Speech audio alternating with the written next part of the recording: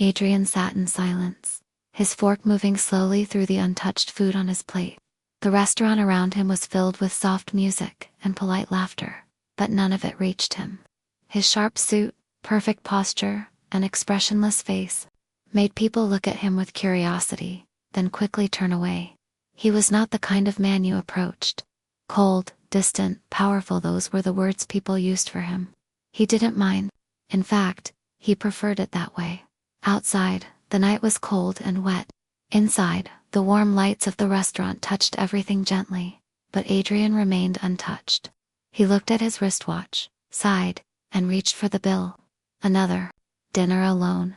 Another evening that meant nothing. Just as he stood up, ready to leave, a quiet voice reached him. "May I have your leftovers, sir?" He turned slowly. A young woman stood beside his table. She was not dirty or drunk. She wasn't begging or causing a scene. She held a plastic container in her hands and looked at him with calm, tired eyes. Her clothes were simple and worn, but clean. Her hands trembled slightly, but her voice was steady. There was no shame in her tone, only honesty. Adrian stared at her. For a second he said nothing. He didn't know what to say. He was used to being asked for money, for favors, for meetings, but never like this. Never with such stillness. Never with such quiet strength. He looked down at his plate. He had barely touched the food. He pushed the plate toward her and said nothing. She opened the container slowly, carefully, not wasting a single piece.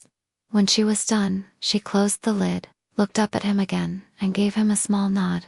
"You," he nodded back, unsure why his throat felt tight. She turned and walked away without another word.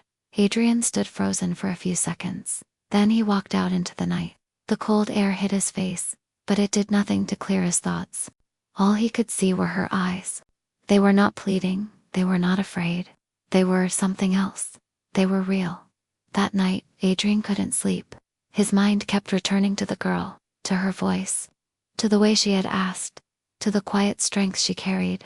He had met hundreds of people in his life, powerful men, rich women, fake friends, and loyal enemies, but no one had ever spoken to him the way she had. The next day, he went to work, as usual. His office on the top floor of a tall glass building felt even colder than usual. Meetings came and went. People talked. Papers were signed. But Adrian was not really there. He kept looking out the window, searching the streets far below, wondering if she was out there somewhere. By evening, he found himself back at the same restaurant. He didn't plan it. His driver had asked where to go, and the name just slipped out. He sat at the same table, ordered the same meal, and waited. But she didn't come. The next evening he came again and again. For a week he sat in the same place, watching the door, listening for that voice. But she never returned. On the 8th day, just as he was about to give up, she appeared. She didn't see him at first. She was standing near the counter, speaking softly to the hostess, asking something. He stood up and walked to her, looking for leftovers. He asked. She turned, surprised. Then her eyes softened with recognition. She gave a small smile. "No, just asking if they had any work." Adrian blinked. "Work?" She nodded. "Washing dishes, cleaning floors, anything." The hostess shook her head. "Sorry, nothing right now." The girl nodded politely and turned to leave. "Wait," Adrian said. She stopped. "Sit with me," he said. She looked unsure. "I won't bite," he added, with a faint smile. She slowly followed him back to the table. They sat across from each other. The waiter came, confused, but Adrian waved him off. "What's your name?" he asked. "Lena," she said. "I'm Adrian." She gave a small nod. They sat in silence for a moment. "Why don't you have a job, Lena?" he asked. "I did. Until a few weeks ago, the place closed down. I've been trying." "You have family?" "No," she said simply. "Where do you live?" "A small shelter. They give you 3 nights, then you're on your own for the week." "I rotate between there and a church hall." Adrian's chest tightened. He had lived his life in tall buildings, fast cars, and quiet loneliness. But her life was a different kind of lonely. "Do you want help?" he asked carefully. "I don't want charity," she said quickly. "I didn't offer charity, I asked. If you wanted help." She looked into his eyes. as if trying to understand what kind of man he really was. Then she said, "I want a job. A real one." Adrian thought for a moment. "Can you come to this address tomorrow morning?" He slid a card across the table. "Ask for me." She picked it up. Her fingers were thin and cold. She nodded once. "Okay." The next morning she came. She wore the same clothes but had cleaned them. Her hair was tied back. She looked nervous but stood tall. His assistant looked surprised when Adrian told him to hire her. "What role, sir?" Adrian thought. "Start her in the mailroom, let her learn, and double-check the lunchroom. Make sure there's extra food." "Every day, yes, sir." Weeks passed. Lena came to work every day, always early, always quiet. She worked hard, never complained, never asked for anything. People began to notice her, respect her. Adrian watched from afar. He never spoke to her directly again, not at work, but he always noticed how she smiled at the security guard, how she stayed late to help the cleaners, how she shared her food with the janitor. She was poor, but generous. She had nothing, yet gave everything. One rainy evening, Adrian stayed late at the office. He looked out the window and saw her leaving, her thin coat soaked. Without thinking, he grabbed his umbrella and ran down. He caught up to her on the sidewalk. "You'll catch a cold," he said, holding the umbrella over her. She looked up, surprised. "You don't have to. I want to," he said. They walked together in silence. "Why did you help me?" she asked after a while. "Because you asked," he said simply. They stopped at the corner. She looked up at him again, those same eyes that had haunted him for days. "Thank you." He didn't reply. He just looked at her, feeling something shift inside him, something slow, deep, and unfamiliar. That night, he didn't sleep again, but this time he didn't mind. Adrian had always believed his life was complete. He had money, power, and respect. But now, a girl with nothing had changed everything, just by asking, just by being real. And for the first time in years, he felt something close to hope. The next night, Adrian found himself walking alone through the quiet streets of the city. He had told himself it was just a walk, just fresh air after a long day. But his feet knew exactly where they were going. The same restaurant, the same alley, the same feeling he could not explain. He stayed in the shadows, his coat pulled tight against the wind, and watched. Then he saw her again. Lena was sitting near the alley, cross-legged on a piece of cardboard, a small broken violin resting on her shoulder. Her eyes were closed, her fingers moving gently, and the bow sliding carefully over the strings.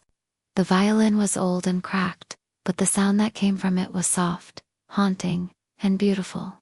People walked by, most not even looking at her.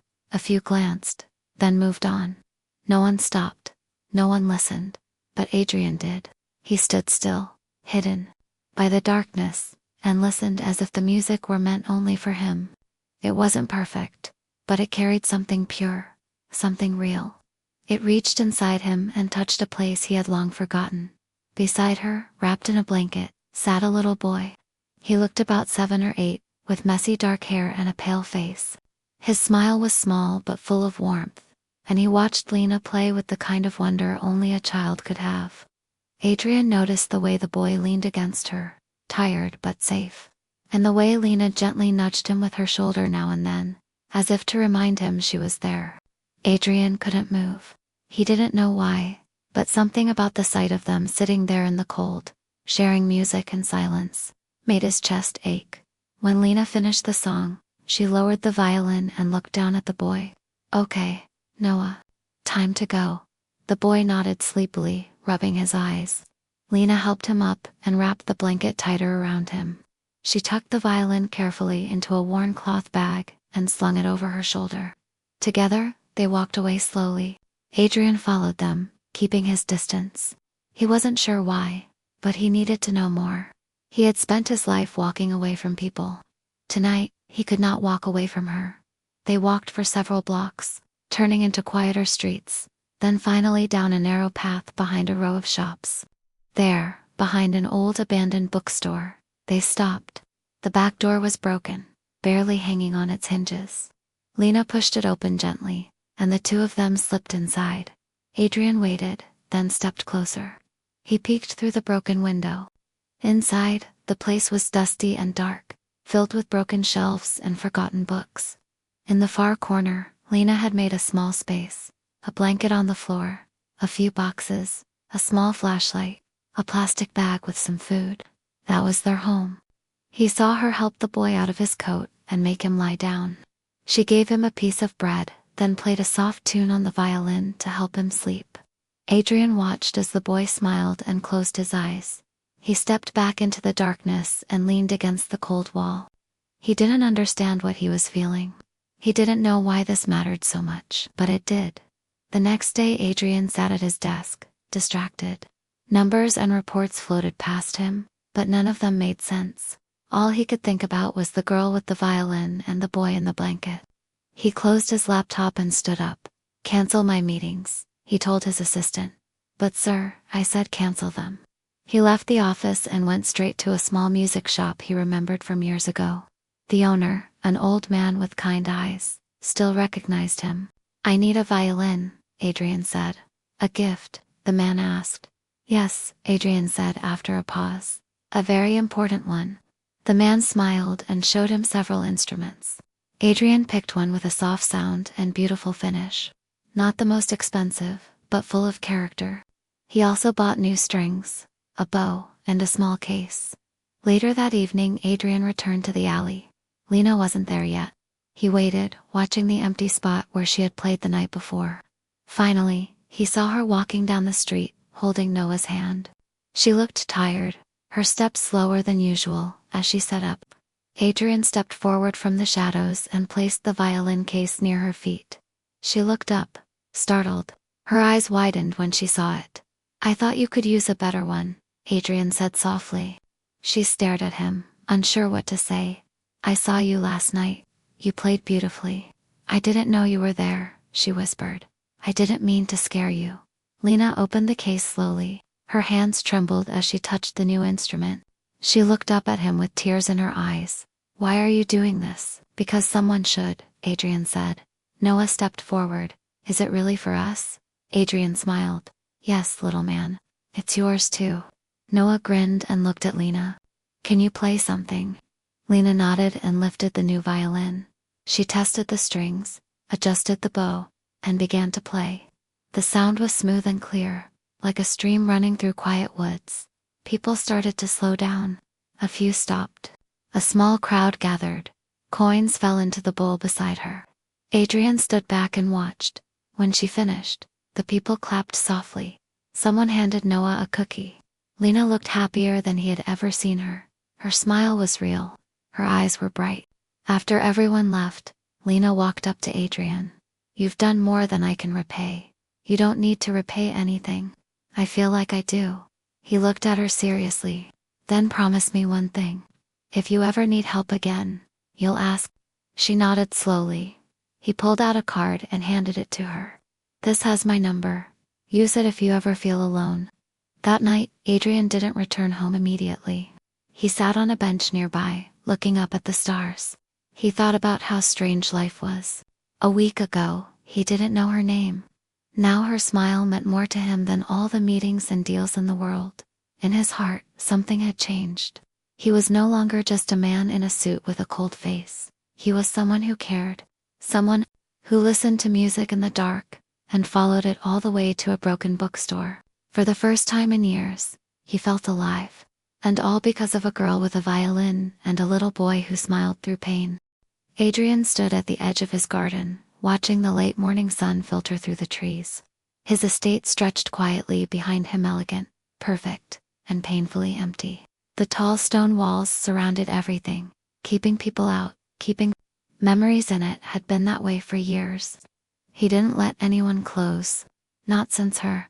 But now he found himself thinking about a girl with tired eyes and a violin, and a boy with a shy smile wrapped in a blanket. He thought about how Lena played music that seemed to echo straight through his chest, as if it belonged there. He had already helped her once, with the violin, but that hadn't been enough. He didn't want to just give her something and disappear. He wanted to see her again, to keep her safe. Somehow that afternoon, he went to find her again. She was sitting near the same alley, the violin beside her. talking quietly with Noah. The boy looked better than before, still thin, still pale, but smiling more easily. Adrian approached slowly, not wanting to startle them. Lena looked up as he neared. Her eyes were wary but calm. "I have a garden," he said, without greeting. "It's big, needs care. Flowers, trees, weeds, things I don't know how to manage." Lena watched him silently. "I'd pay fairly," he added, weakly, "and transport you both to and from." She tilted her head. "Why me?" "Because you're not afraid of hard work. And because you don't ask for anything." She hesitated. "I'm not a gardener." "Neither am I," Adrian said. "But someone told me once that hands that know music also understand nature." She smiled, faintly at that. "I don't want your pity." "It's not pity," he said. "It's trust." Lena looked at Noah. He looked up at her with wide, hopeful eyes. "I'll think about it," she said finally. The next morning she arrived at his estate with Noah just as promised. She wore simple clothes and carried her old cloth bag. Noah held her hand tightly. Adrian's driver let them in through the side gate. The garden was huge, filled with roses, vines, and fruit trees. Some parts were neat, others overgrown.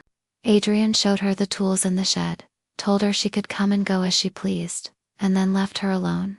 Lena worked quietly, without complaint. She trimmed hedges, pulled weeds, and watered flowers. Her hands moved with care, as if she respected even the smallest leaf. Noah sat on a blanket nearby, drawing with colored pencils Adrian had left for him. Adrian watched them sometimes from his study window. It became a habit. In the beginning, he told himself he was just making sure everything was fine. But slowly, he started to wait for their arrival.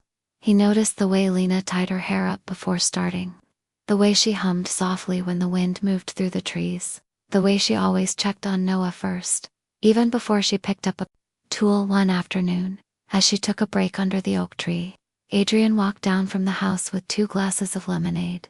"It's hot today," he said. "You should stay hydrated." She accepted the glass, surprised. "Thank you." They sat in silence for a moment. Noah was asleep under a patch of shade, a sketchbook resting on his chest. "You're good with him," Adrian said. "It easy," she replied. "He's a sweet boy." Adrian studied her face. "Is he your brother?" Lena shook her head. "No, just someone I promised to look after." He didn't ask more. He knew when not to push. The days passed. Lena continued.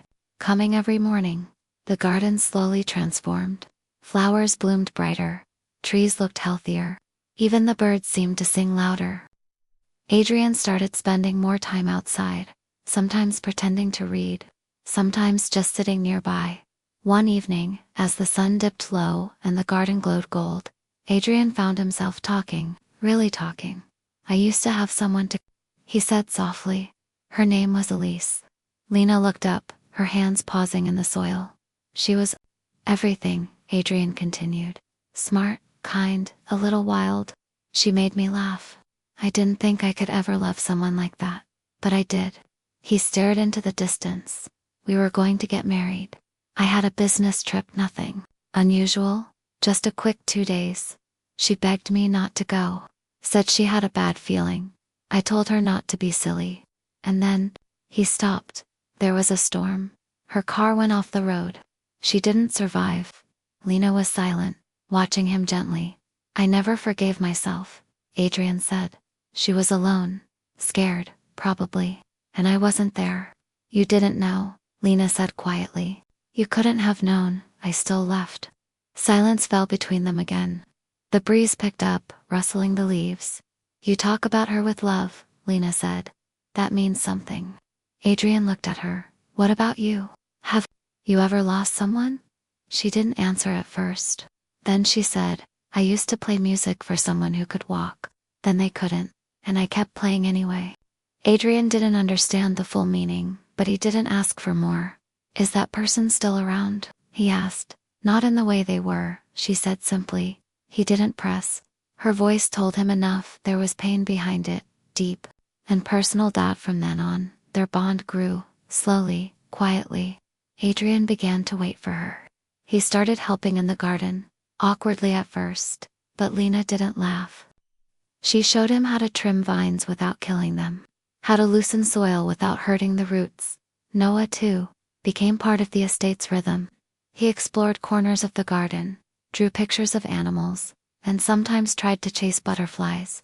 Adrian bought him books, crayons, a soccer ball. Lena never asked for any of it, but her eyes always softened when she saw Noah smile. Adrian found himself smiling more too. One afternoon, he found Lena sitting alone near the rose bushes. She was staring at a letter in her hands, her face unreadable. Bad news? He asked gently. She folded the paper and shook her head. Just life reminding me it's still there. If you ever want to talk, some walls aren't ready to come down yet, she said softly. But thank you. He nodded. That night, Adrian sat in his library, thinking about her words. He had built walls, 2 high ones, strong ones, but somehow, Lena had stepped inside them without even trying. She didn't demand anything. She didn't try to fix him. She just stayed. And maybe that was what made her different. Maybe that was what made him hope again. The rain came suddenly, crashing against the city like it had something to prove. Wind howled between the buildings, knocking over trash bins, snapping weak branches, and driving people indoors. Lightning split the sky, followed by long, angry rumbles of thunder. Most stayed behind windows, warm and safe. But not everyone had a home. Not everyone had shelter that could stand against a storm like this. Behind the old bookstore, Lena wrapped Noah tighter in their only dry blanket. The roof was leaking again. Water dripped steadily from a crack in the ceiling, landing in a small metal bowl with a sad rhythm. Lena's violin case was pushed into the driest corner. Her bag was soaked. She whispered softly to Noah, trying to comfort him, trying not to show the fear rising in her chest. Then came the smell, sharp, bitter, unmistakable. Smoke at first. She thought it was just the storm playing tricks on her senses. But then she saw it. A faint flicker of orange near the broken socket in the far corner. The wind must have pushed rainwater into the exposed wires. The sparks caught the corner of a box. It was old paper and cloth. It burned fast. Lena jumped up and grabbed Noah. The fire grew too quickly. She screamed for help as she tried to drag him to the door. But Noah couldn't run. His legs didn't move the way they should. He cried out as smoke filled the small room. Outside, someone heard her. A neighbor maybe. A stranger, they shouted. A phone call was made. Within minutes, someone told Adrian. He had been standing in his study, staring out the window at the rain when his phone rang. The words barely reached his ears. Fire, bookstore, Lena, trapped. He dropped everything and ran. The streets were flooding by the time he reached the alley. Red and blue lights flashed in the storm. Firefighters fought to control the flames. Adrian didn't wait. He pushed through the crowd. Then he saw her wet, coughing, holding Noah in her arms. Her face was pale with soot, her hands shook. Adrian rushed to them, pulling his coat off and wrapping it around Noah. He didn't speak, he didn't ask. He just lifted Noah into his arms and nodded to Lena. She followed him without a word. He brought them home. His estate had never seen chaos like this. The guards stared in confusion as Adrian stormed through the front door with a soaking wet child in his arms and a girl following close behind. He ordered the staff to prepare the guest room, warm towels, and a first aid kit. A doctor was called. The fireplace was lit. Noah lay on the guest bed, barely conscious, his body shivering from the cold and the fear. Lena stayed beside him, brushing his hair back and whispering his name over and over. Adrian stood in the doorway, watching. When the doctor arrived, Adrian stepped aside and let him work. Lena refused to leave Noah's side, holding his hand tightly. Adrian stayed too. Hours passed. The fire was long out. The bookstore had collapsed. There was nothing left. Later that night, after Noah had fallen asleep, the doctor explained his condition more clearly to Adrian. The boy's legs weren't injured in the fire, they had already been weak. The doctor had seen it before. Paralysis. A spinal injury, likely caused by trauma. The boy's legs had not worked properly since. A car accident, one involving a hit. The driver had been drunk. The case never solved. No justice. No apology. Adrian felt something break inside him. He walked outside, into the rain that had now become a soft drizzle. He leaned against a stone pillar and stared at the wet sky. His fists clenched. He knew this world. He knew how it worked. He knew how often the guilty walked free because they had money, power, silence on their side. But not this time, not this boy. He didn't tell Lena, but the next morning he called. A private therapist. The best for children. He paid in full, under another name. He arranged for regular visits. No one would know, not even Lena. He told himself it was just kindness, that it was the right thing to do. But it wasn't just that. That night the house was quiet. Noah was sleeping peacefully for the first time in days. Lena had taken a long shower, borrowed dry clothes, and eaten a full meal. Adrian stayed downstairs, pretending to read. He didn't want to intrude. He told himself he'd check on them later, maybe tomorrow. Then he heard it. Music. Soft at first, floating down the hallway from the guest room. The sound of a violin, careful and full of sorrow. It wasn't the song she played in the alley or the one from the garden. This one was different, deeper. It carried something else: pain, memory, love, and something broken that was still trying to heal. Adrian walked slowly toward the sound, stopping outside the guest room door. It was slightly open. He looked in. Lena was sitting on a small stool near the bed, violin resting on her shoulder, bow gliding over the strings. Her eyes were closed. Her face was calm but heavy with emotion. Noah was asleep under the blankets, breathing steadily. Adrian leaned against the wall, out of her view, and listened. The music reached inside him, deeper than words, deeper than thought. And there, in the quiet hallway of his perfect house, Adrian sank slowly to the floor. His head dropped into his hands. He didn't cry often. It had been years. But tonight, he did. Silent, trembling tears that rolled down his cheeks and soaked into his sleeves. Not for Elise, not only for the past, but for now. For Lena, for Noah, for the fire and the broken violin in a world that had been so cruel to two people who deserved so much better. The music continued, wrapping around his pain like a bandage made of sound. He didn't know how long he stayed. There, when the song ended, there was silence. He waited a moment, then quietly stood up and walked back to his room. He didn't sleep much that night. The next morning Lena found a tray outside her room.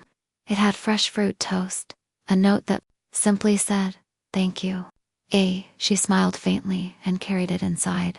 Noah woke up with a yawn and sat up in bed. "I had a dream," he whispered. "About what?" Lena asked. "About a garden, with lots of butterflies." She looked at him, touched his face, gently, and said, maybe it wasn't a dream. She didn't know what would come next. She didn't know if they'd stay in this house, or if Adrian would grow cold again and ask them to leave. But something had changed. Not just in him, in her too. That night when she played the violin, it wasn't only for the one who used to walk. It was for the man who had found them in the fire and brought them back to life. Lena had always trusted silence more than promises. Promises could be broken, words could lie, but silence told the truth in its own way. She had lived too long watching people take and leave, ask and disappear. So when she started to feel safe in Adrian's house, she told herself not to believe it too much. She told herself it was just a pause, a breath before the world turned cold again. But something about Adrian confused her. He never asked questions. He didn't look at her like someone trying to solve a puzzle. He looked at her like someone who saw her without needing to understand every scar. He gave space without distance, kindness without pressure. And she didn't know what to do with that. One morning, after making sure Noah was settled with his breakfast and puzzle books, Lena wandered into the garden. It had become her favorite place, a quiet space that didn't demand anything from her. The roses were blooming again. She smiled at that, remembering how dead the garden had looked when she first arrived. Now it was alive, like something waking up after a long sleep. She was about to water the orchids near the fountain when she noticed something strange. A small package, wrapped in soft cloth, resting on the garden bench under the oak tree. Curiosity pulled her toward it. She unwrapped the cloth slowly. It was her violin, not the broken, cracked one from the alley. No, this was hers. The same wood, the same tiny flower etched near the neck, but whole, beautiful, carefully restored. Her breath caught in her throat. She touched the strings, the polished surface. Someone had fixed it, and not just fixed it, loved it back to life. She stood there frozen, emotions swirling too fast to name. And then something else came to her, something she hadn't thought about in days: Noah's new leg braces, the private therapist, the new exercises, the medical equipment, the books on muscle memory and neuro repair.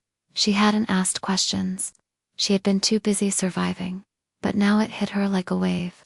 She picked up the violin and went straight to Adrian's study. He was reading near the window, dressed in his usual gray sweater and slacks, calm, collected. He looked up when she entered and saw the violin in her hands. For the first time, she saw a flicker of nervousness in his eyes. "You did this," she said softly. Adrian closed his book, but said nothing. "You fixed it. You're paying for Noah's therapy." "All of it, yes," he said simply. She clutched the violin tighter. "Why?" He stood up. There was no fear in his face, just quiet honesty. "Because you matter," he said. "And so does he." Her lips parted, but no words came out. Adrian took a step forward. "I know what it's like to lose someone. I know what it feels like to think you'll never feel again. But then I met you. You didn't ask for anything. You didn't pretend. You just lived honestly, in spite of everything." Tears welled in her eyes. "No one's ever helped me without wanting something back." "I don't want anything," he said gently. "Just let me believe I can be good again." She looked down, heart pounding. She had spent so long building walls, protecting Noah, protecting herself. But this man was not asking to break through. He was standing outside, waiting, hoping she might open the door on her own. That afternoon, the therapist arrived for Noah's session. Lena brought the repaired violin and sat in the corner of the room while the therapist helped Noah with his stretches. Adrian stood quietly at the back, arms crossed, watching. Noah giggled as the therapist joked with him, encouraging him to try harder. His small body moved with effort, every motion slow and stiff. Lena started to play, soft notes that drifted through the room like sunlight. The therapist noticed the change in Noah's posture immediately. "Play that again," she whispered to Lena. She did. Noah's eyes closed for a second, then opened, wide and shining. He gripped the sides of the therapy bench and slowly pushed. His legs shook. His arms trembled.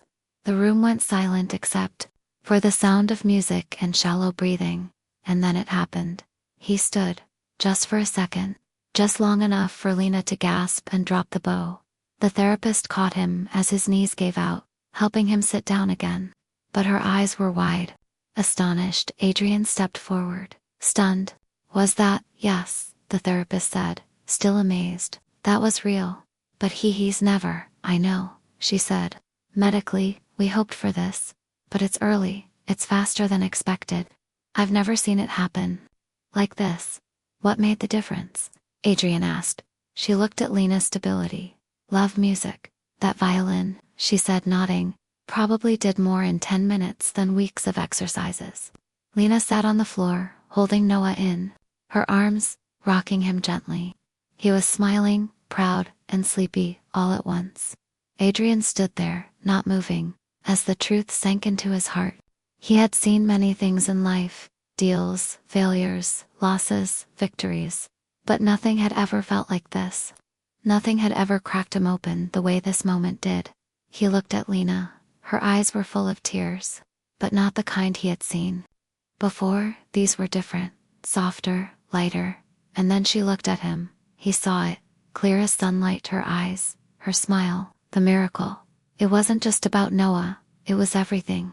Her strength, her grace, her fight to keep going when life had given her every reason to stop. And now, for the first time, she wasn't alone. For the first time, someone had stayed that night. Adrian didn't sit in his study or walk alone in the garden. He sat beside Noah's bed, telling him stories until the boy fell asleep. Lena played her violin in the next room, and the house didn't feel cold anymore. It felt like home. He didn't know what the future would hold. He didn't know if he was strong enough to undo all the wrong he had once ignored in the world. But he knew one thing for sure: he would never let them go. Adrian had finally begun to feel something close to peace. The sound of Lena's violin filled the house most evenings. Noah laughed more now, walking a little with help, his voice brighter, his eyes shining with hope. The quiet ache in Adrian's chest had softened, and for the first time in years, he looked forward to coming home. But peace, like trust, is fragile. The storm came quietly, not with thunder, but with a single message from a journalist Adrian hadn't heard from in years. The message contained a link to a new article just published that morning. He clicked it without thinking, expecting something minor. What he saw hit like a punch to the chest. The headline read, "Billionaire investor linked to hit-and-run cover-up."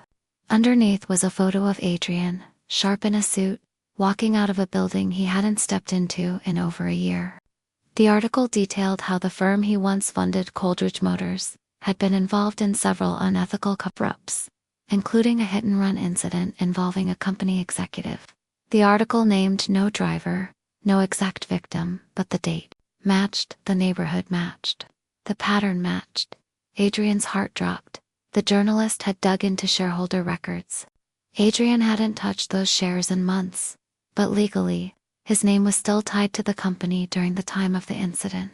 And the article didn't paint him as someone unaware, hinted subtly, but clearly, that he might have helped. Bury the case. Lena saw the article too. He didn't even know when she read it. Maybe that morning, maybe before he had. But by the time he ran to the guest wing, the room was empty. Noah's clothes were gone. His small blanket, the one he never slept without, was missing. So was Lena's violin. She had left no note. Just silence. Adrian stood in the doorway, stunned. His mind screamed for reasons, explanations, anything. He tried calling her phone. It went straight to voicemail. He checked with his staff. No one had seen her leave. She was gone, and he was shattered. Adrian had faced public failure before. Deals gone wrong, articles twisting the truth, competitors slandering his name. He had handled all of it with a cold, calculated calm. But this was different. This wasn't a business. This was Lena. This was Noah. And they were the first good thing he'd found in years. Now gone because of a truth he should have faced long ago.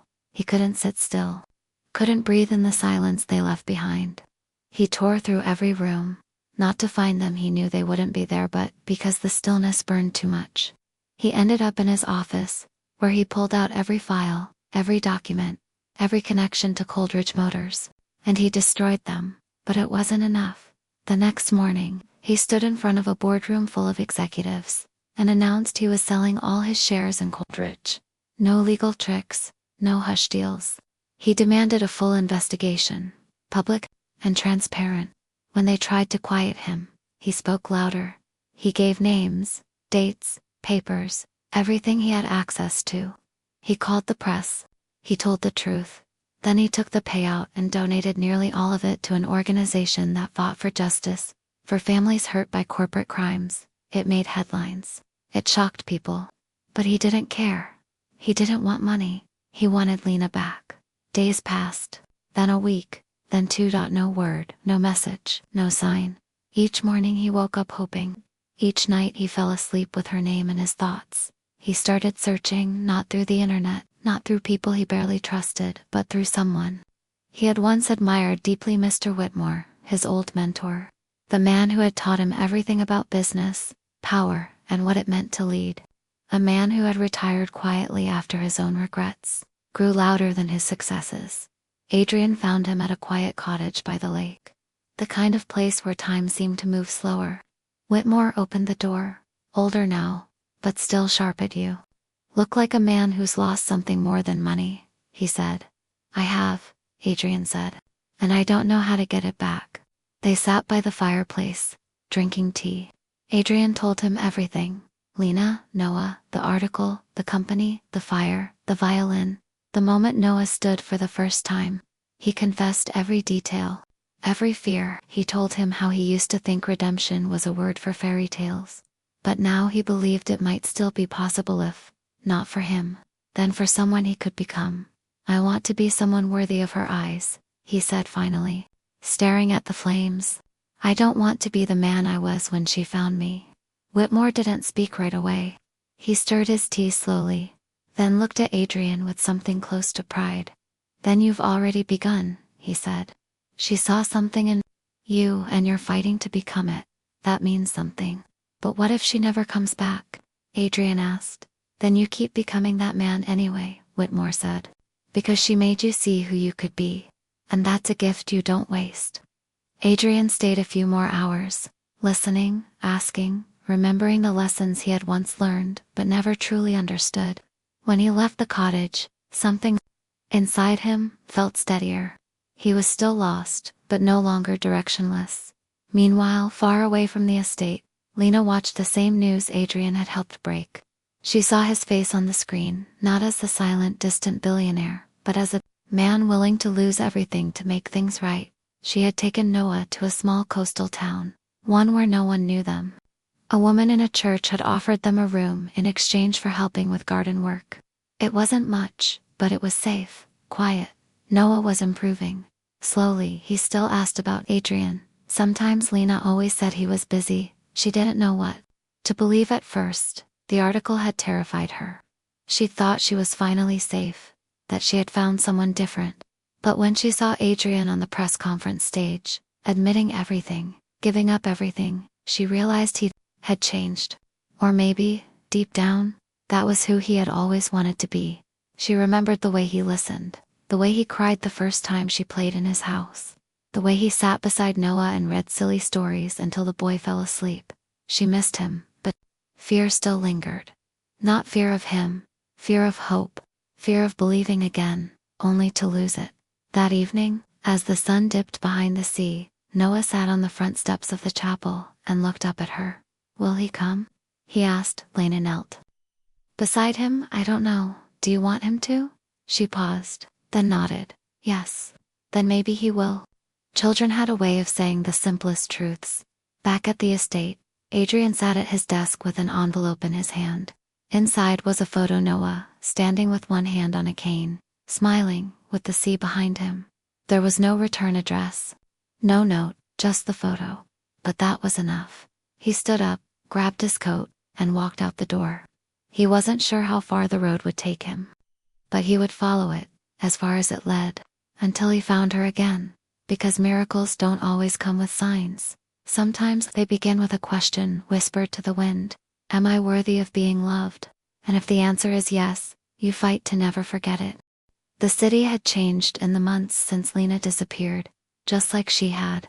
The streets were brighter, the walls less heavy, and the coldness in the air had turned to something softer, something almost hopeful. Time had passed slowly for her, not in days or hours, but in steps. Each of Noah's tiny, unsteady movements forward felt like a lifetime. And yet, here they were back where it all began. The alleyway near the restaurant was no longer an alley. It had become a small open cafe, built with love by a new owner who had turned forgotten corners into places where people could pause, sip coffee, and listen to live music. The space where Lena had once asked for leftovers was now covered with lanterns, plants, and a few small wooden tables. There was a small platform in the corner, barely raised above the cobblestones, and that was where Lena stood now, holding her violin. It had been repaired. Not just glued together, but brought back to life, the wood smooth and warm again. It still carried its age, its scars, but it sang even better than before. She placed the bow against the strings and began to play. The notes rose into the air, soft at first, like a whisper remembered. Then deeper, fuller, stronger.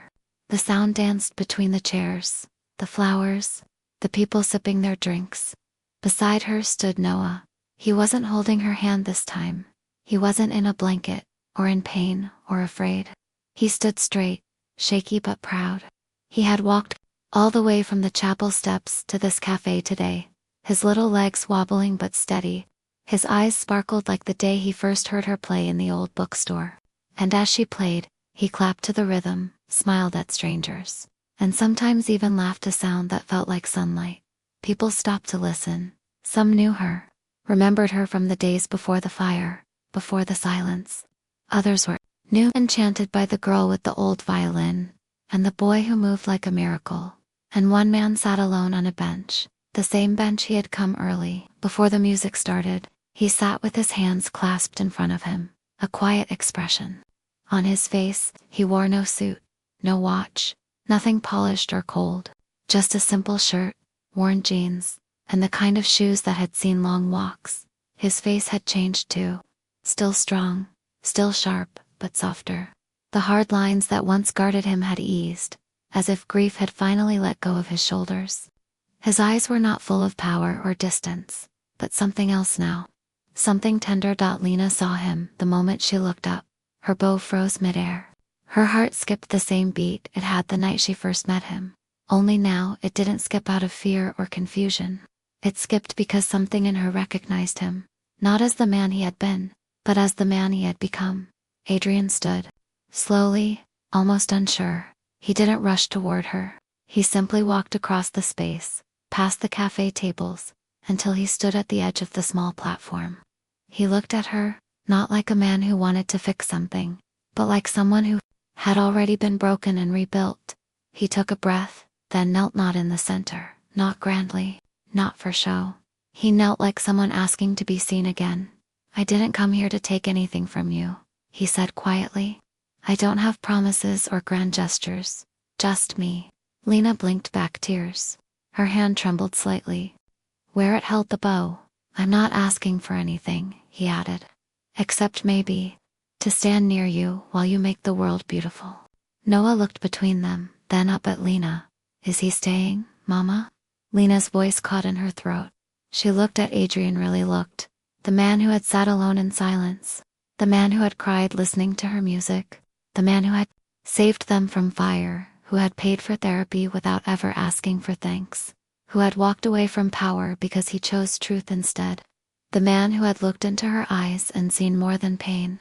The man who had seen hope. She stepped down from the platform. Adrian stood too, but didn't reach for her. He waited. She walked slowly to him, her eyes never leaving his dot, and then, with a shaky laugh through her tears, she whispered, only if I can still ask for your leftovers.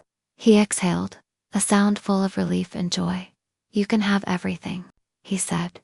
She stepped into his arms, and they held each other tightly, not desperately, not like people afraid of losing something, but like people who had already lost and still chose to love again. Noah picked up the violin where Lena had left it and held it gently. Then, without warning, he placed it on his shoulder. Like she had taught him, he couldn't play much yet, just a few soft notes. But he began to hum as he drew the bow, mimicking what he had heard so many times. The sound wasn't perfect, but it was full of life, of bravery, of beginnings. The cafe guests watched quietly. Some smiled. A few wiped away tears. The girl with the violin, the man with the broken past, the boy who walked again. Their story wasn't written in headlines anymore. It wasn't written in wealth or in pain. It was written in small things. In leftover meals. In shared silences. In music that rose from ashes. In steps taken one at a time, toward something better. Adrian didn't need to be feared or admired anymore. He just wanted to be good. And with Lena beside him, he believed he could be. They didn't speak much after that. They didn't need to. Lena played again that evening. Adrian sat close, his arm lightly resting behind her chair. Noah danced a little, laughing every time he made a sound with the violin. The lights from the lanterns glowed softly around them, turning the cafe into something out of a memory. And for the first time in a long time, the music didn't hurt, it healed, because sometimes the most powerful stories don't begin with love at first sight. They begin with a question, a simple, quiet question. May I have your leftovers? And sometimes, that's all it takes to change everything.